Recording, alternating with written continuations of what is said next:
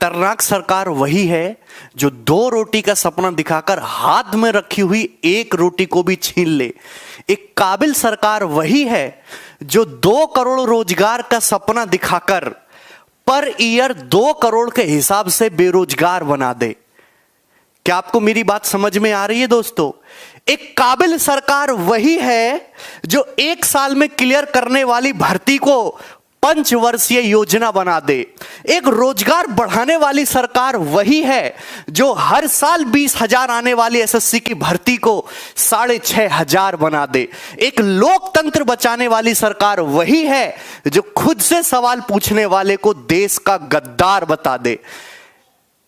देश की अर्थव्यवस्था को आगे बढ़ाने वाली सरकार वही है जो सोने की चिड़िया कहे जाने वाले देश को बेरोजगारों का कबूतर खाना बना दे। एक मुद्दे को उठाने वाली सरकार वही है जो सही बातें बोलने वाले को, सही चीजों पर बहस करने वालों को मुद्दे से भटकाने के लिए आईटी सेल की फौज लगा दे।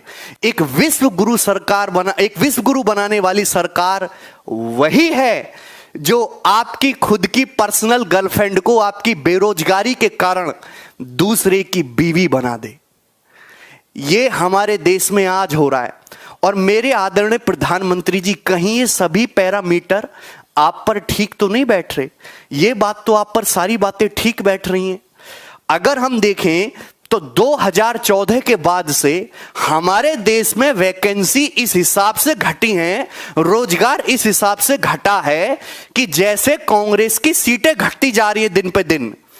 आप एक बात बताइए, आप जब चुनाव 2014 से पहले बोलते थे कि पर साल 2 करोड़ रोजगार मिलेगा, वो 2 करोड़ रोजगार क्यों नहीं होता हुआ दिखाई दे रहा है? जो एसएससी की भर्ती पहले 20,000 आती थी वो क्यों 6,500 पे आके अटक गई हैं?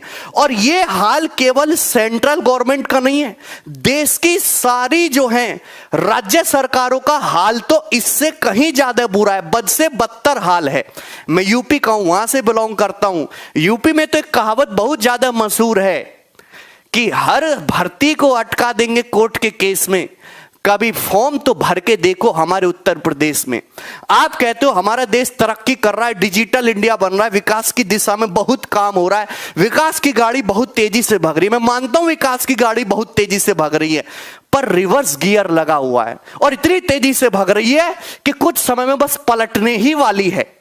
विकास की गाड़ी जो है कुछ समय में पलटने ही वाली है। इतना बुरा हाल हमारे देश में हो चुका है। और एसएससी की तो मैं क्या ही बात करूं, ये एसएससी और रेलवे हमारे स्टूडेंट के लिए ये 2 संस्थाएं तो ऐसी हैं जो कैंसर की तरह बन के निकले, बिल्कुल एक कैंसर नासूर बन गई है हमारे विद्यार्थियों के लिए।